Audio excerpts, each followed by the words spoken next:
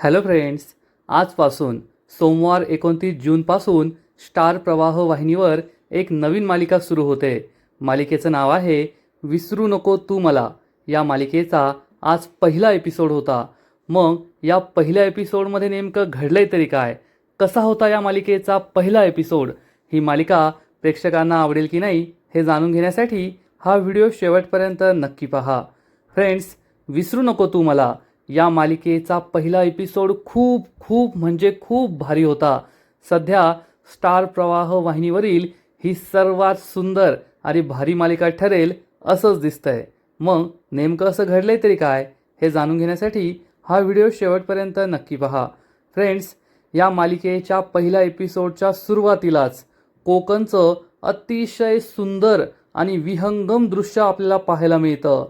एक नागमोडी रस्ता, बाजूला समुद्र आणि त्यातून एक गाडी चालली आहे आणि पारगाव नावाचं गाव हे फक्त 10 किलोमीटरच दूर राहिलंय आणि या गाडीतून एक मुलगी आपला हात बाहेर काढते आणि त्याच वेळेस आपल्याला तिचा चेहराही दिसतो आणि ही आहे या मालिकेची नायिका, या मालिकेची heroine doctor Vaidehi Desai.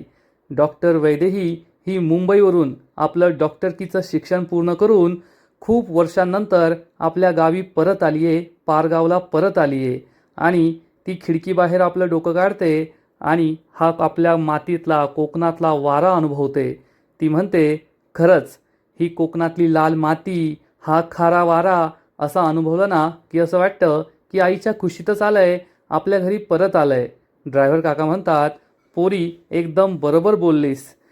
Doctor Vaidehi Desai खूप खुश असते। आपल्या कोकणी आपल्या घरी परत आल्यामुळे तिला खूप आनंद झालेला असतो आणि मग आपल्याला पारगाव दिसतं आणि थोड्याच वेळात आपण पोहोचतो वैदेहीच्या घरी। घराचं नाव असतं आशा स्मृती आणि घराच्या बाहेर वैदेहीचे बाबा सुधाकर उभे असतात, ज्यांनी welcome home doctor Vaidehi Desai असा बोर्ड लावलेला असतो आणि वैदेही घरी येणार म्हणून त्यांनी संपूर्ण घराला फुलांची सजावट केलेली असते। दाराला फुलांचं तोरण लावलेलं असतं आणि आपल्या मुलीच्या नावाचा बोर्ड पाहून त्यांना खूप अभिमान वाटतो। पण ते स्टूलवर उभे असतात आणि त्यांचा स्टूलवरून तोल जातो, ते खाली पडणार।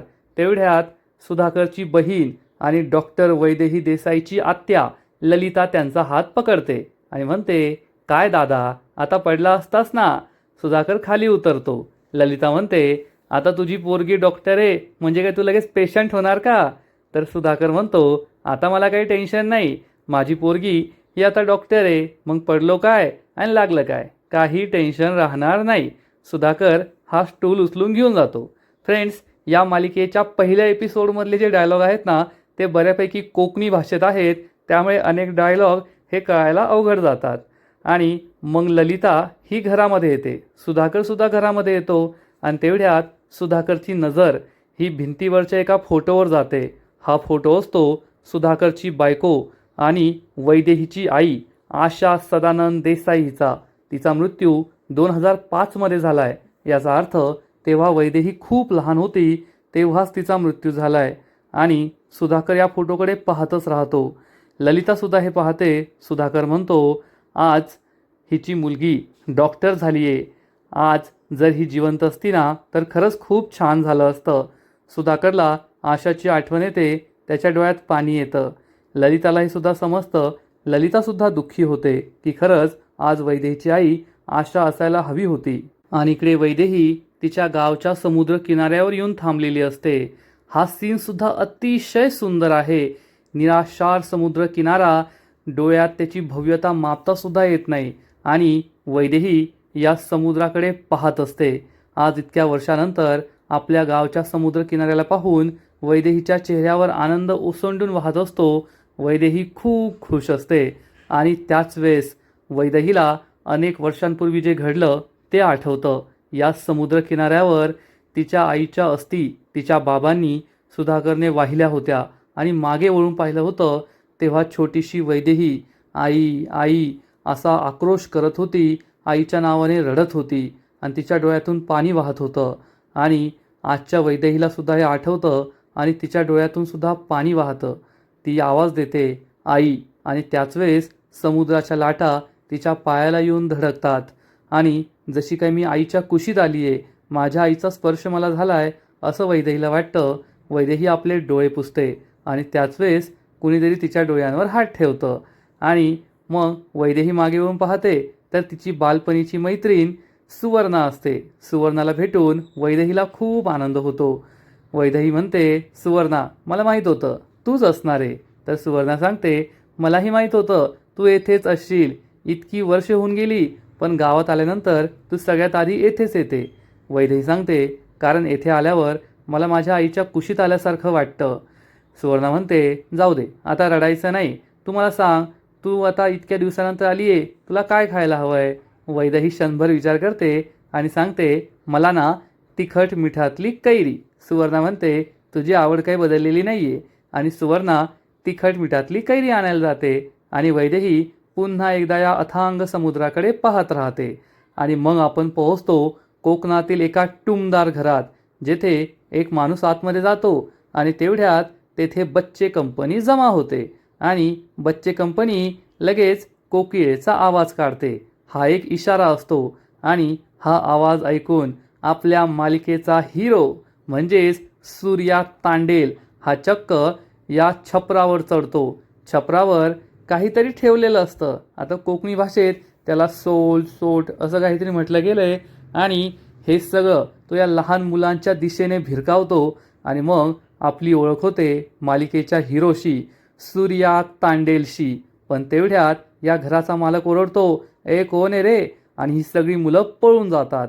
सूर्या हा छपरावरून जोरात खाली उडी मारतो, धावत सुटतो आणि या घराचा मालक त्याच्या मागे पळतो. ए चोर चोर, माझं सोट घेऊन पळाला चोर, पकडा पकडा असं म्हणून हा माणूस संपूर्ण गावभर त्याच्या मागे पळतो. सूर्या पुढे पळत असतो आणि या घराचा मालक त्याच्या मागे मागे धावत असतो. पण सूर्या काही त्याच्या हाती लागत नाही आणि तो तेथून पळून जातो.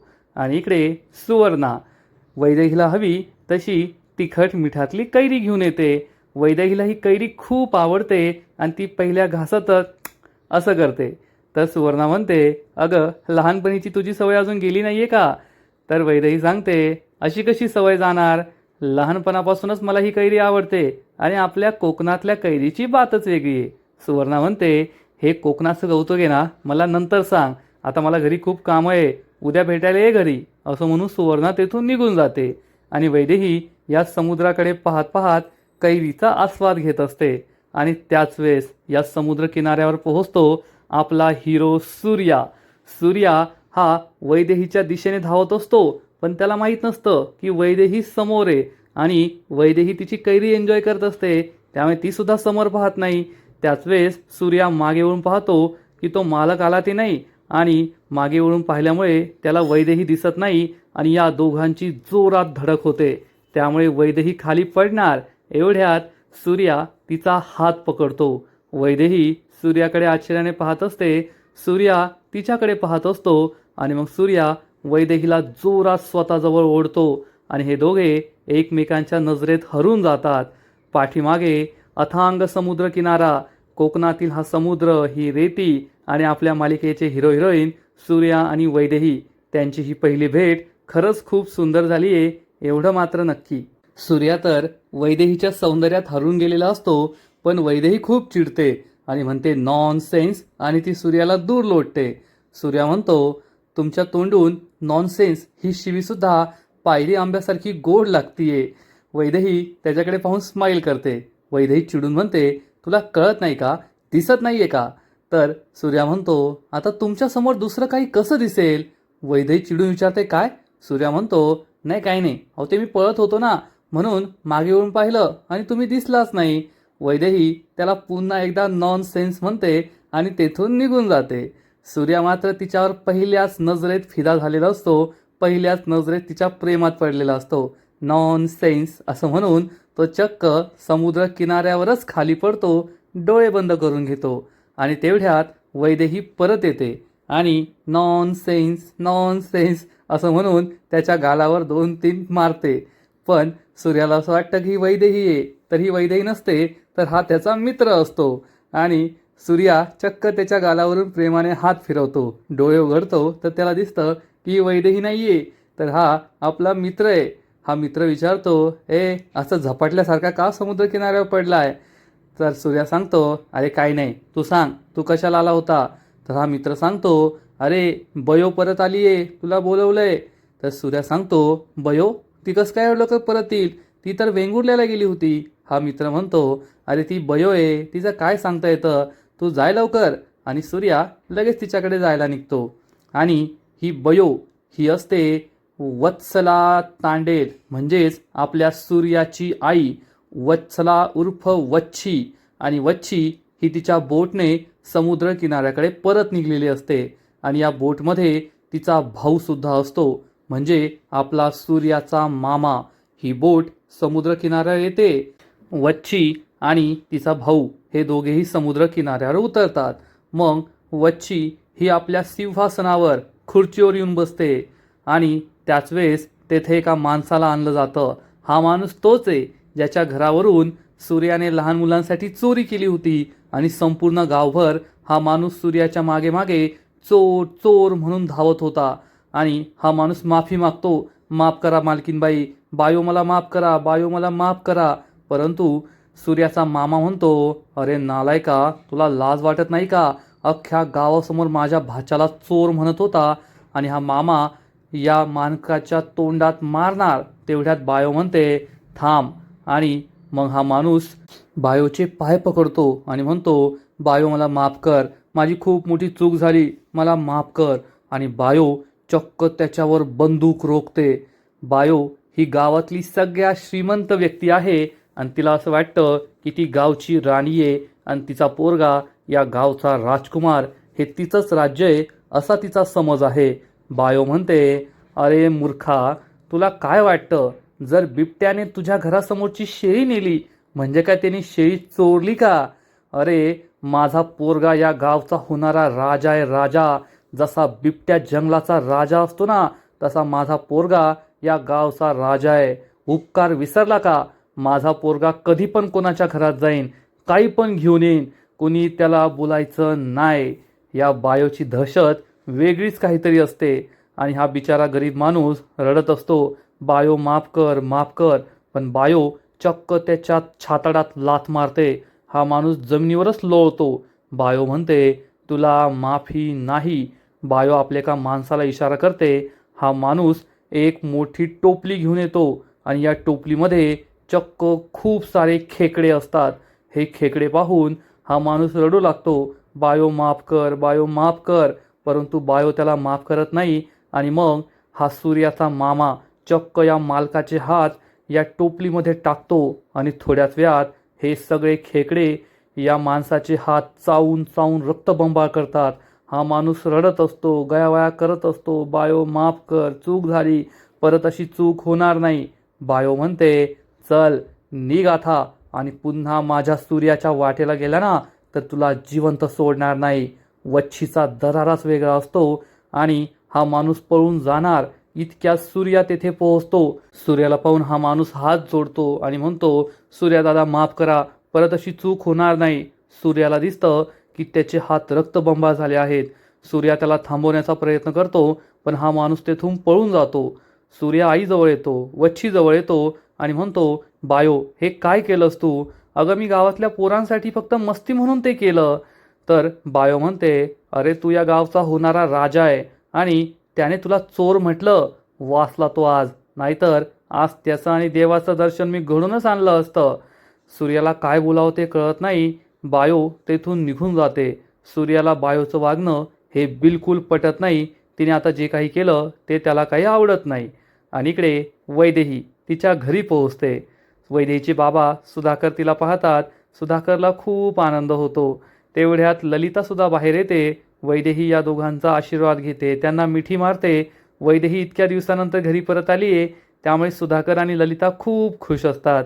वैदेही विचारते, आत्ते काका कुठे आहेत? आणि तेवढ्यात ललिताचे मिस्टर म्हणजेच वैदेहीचे काका पुढे येतात आणि त्यांनी वैदेहीसाठी एक मस्त पुष्पगुच्छ आणलेला असतो आणि ते आपल्या कोकण विकास पार्टीचं सुद्धा नाव घेतात. वैदेही विचारते, काका राजकारण जोरात सुरू दिसतंय? तर काका सांगतात, हो मग राजकारण जोरात सुरू आहे. तर ललिता सांगते, अगं खूपच जोरात सुरू आहे, मध्ये एक इलेक्शन होतं त्यामध्ये डिपॉझिट जप्त झालंय. हे ऐकून वैदेही हसू लागते. तर काका म्हणतात, तुला राजकारणातलं काय कळतं? सुधाकर म्हणतो, चल बयो आतमध्ये. आणि मग हे सगळे घरात जातात. आणि इकडे आपला सूर्या तांडेल त्याच्या फॅक्टरीमध्ये असतो. Surya industries cold storage and processing अशी त्यांची फॅक्टरी असते. तेथील कामगार म्हणतो, सूर्या दादा तुम्ही कशाला काम करताय? तुम्ही काम केलं आणि ते जर बायोला कळलं ना, मग आमचं काही खरं नाही, ती आमचा जीवच घेईल. सूर्या म्हणतो, ठीक आहे कर तू. आणि सूर्या हा आपल्या फॅक्टरी बाहेर पडतो. तेवढ्या सूर्याचे वडील त्याच्या समोर येतात, पण सूर्या त्यांच्या नजरेला काही नजर देत नाही आणि फॅक्टरीच्या बाहेर पडतो. सूर्या त्याच्या गाडीवर बसतो आणि त्याचे वडील त्याच्या जवळ येतात आणि म्हणतात, आता नजर चोरून काय फायदा आहे? तुला कळत नव्हतं का की जर त्याने तुला असं काही बोलला, चोर म्हणाला, तर त्याचे वाईट परिणाम त्यालाच भोगावे लागतील. काहीही करायचं असलं तर विचार करून करायचं. आपली आई कशी आहे माहिती आहे ना तुला? सूर्या काहीच बोलत नाही. बाबा त्याला म्हणतात, तू काय फक्त वच्छीचा पोरगा नाही आहे, माझा सुद्धा पोरगा आहे. चल आता घरी, पोटात कावळे ओरडताय, त्याला मी दवाखान्यात घेऊन गेलो होतो, नको टेन्शन घेऊ. हे ऐकून सूर्या खुश होतो आणि मग हे दोघे बापलेक आपल्या घरी जायला निघतात. आणि इकडे वैदेहीचं जेवण सुरू असतं. जेवण करून करून ती थकलेली असते आणि ललिता आत्या तिला आणखीन एक वाटी आमरस वाढते. ललिताला ती म्हणते, नाही आत्ते, खूप खाल्लंय, आता पोट भरेल, 3 वाट्या झाल्या आहेत, आता मला काही खायचं नाही.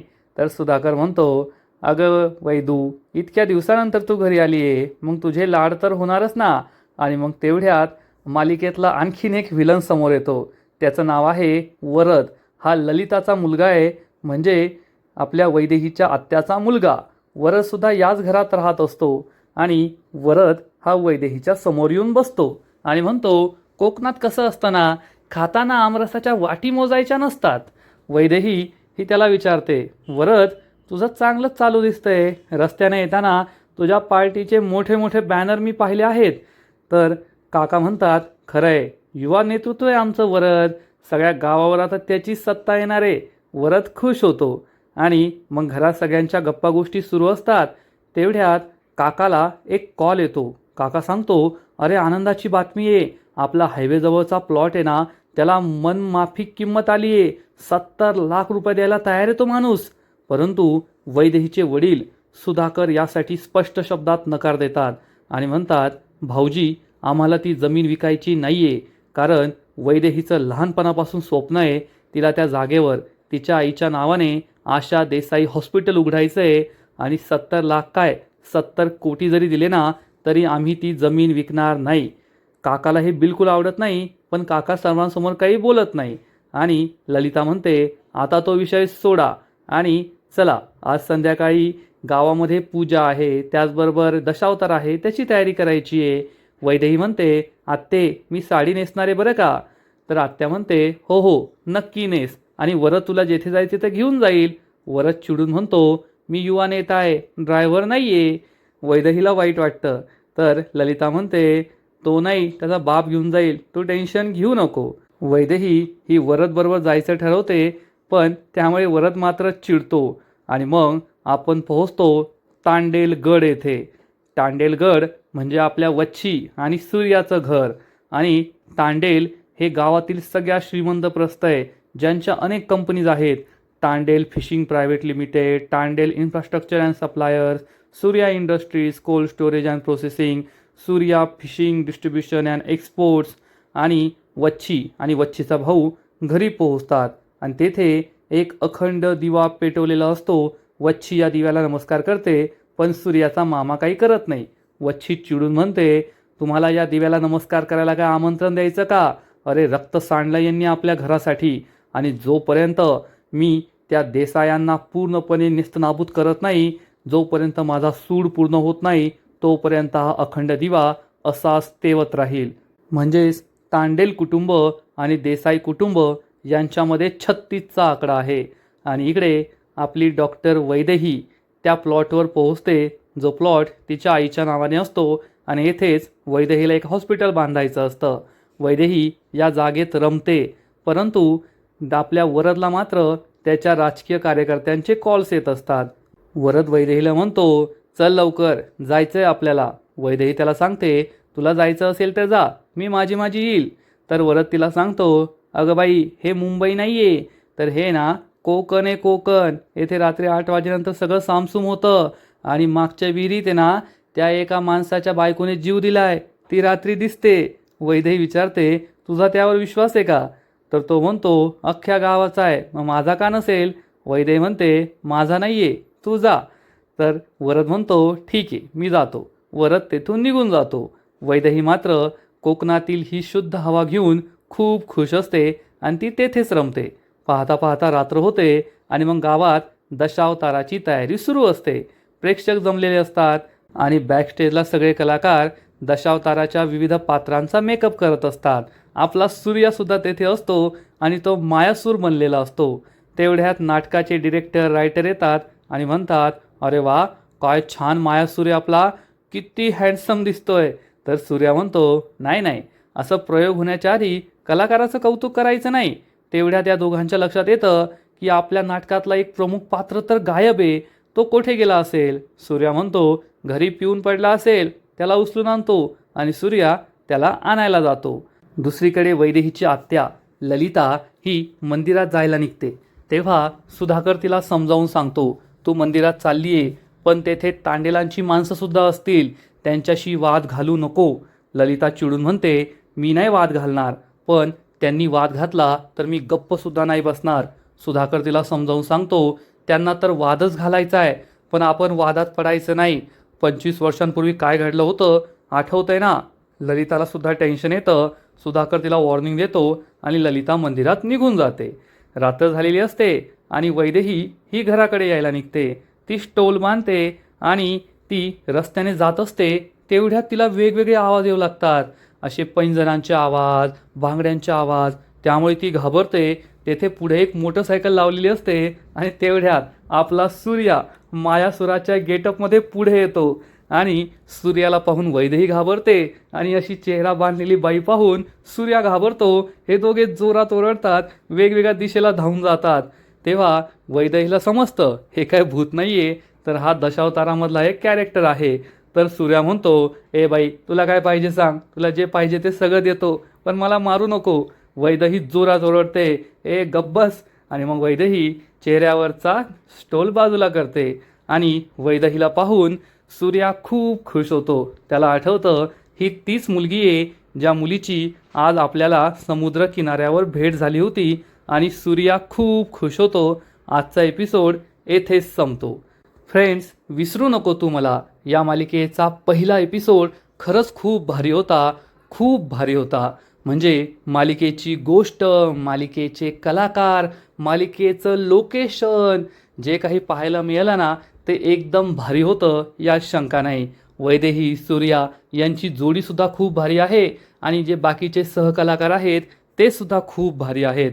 पहिला एपिसोड तर भारी होता, पण पुढचा एपिसोड आणखीन भारी असणार आहे. पुढील एपिसोडमध्ये आपण पाहू, आपल्याला तांडेल कुटुंब आणि देसाई कुटुंब यांच्यातील भांडणाचं कारण समजेल. ललिता आणि वच्छी या दोघींमध्ये खूप मोठं भांडण होईल आणि वच्छी चक्क, जोपर्यंत मी देसाई कुटुंबाच्या प्रत्येकाचं 13व्याचं जेवण खाणार नाही तोपर्यंत मी देवी आईची प्रार्थना करणार नाही, पूजा करणार नाही, असा पण घेईल, स्वतःचं बोट कापून टाकेल. आणि इकडे आपला सूर्या चक्क वैदेहीला घेऊन दशावतारात पोहोचणार. मग पुढे काय होईल हे पाहायला खूप मजा येणार आहे, कारण सूर्या हा चक्क वैदेहीला आय लव्ह यू सुद्धा म्हणणार, पण हे स्वप्न असेल असंच दिसतंय. फ्रेंड्स, तुम्हाला आवडला का? विसरू नको तू मला या मालिकेचा पहिला एपिसोड नक्कीच कमेंट करून सांगा. आणि या मालिकेचे असेच नवीन नवीन एपिसोड, नवीन नवीन अपडेट सर्वात आधी पाहण्यासाठी व्हिडिओला लाईक करा, शेअर करा, चॅनलला सबस्क्राईब करून बेल आयकॉनवर क्लिक करा, म्हणजे या मालिकेचे नवीन नवीन एपिसोड तुम्हाला सर्वात आधी पाहायला मिळतील. खूप खूप खूप धन्यवाद.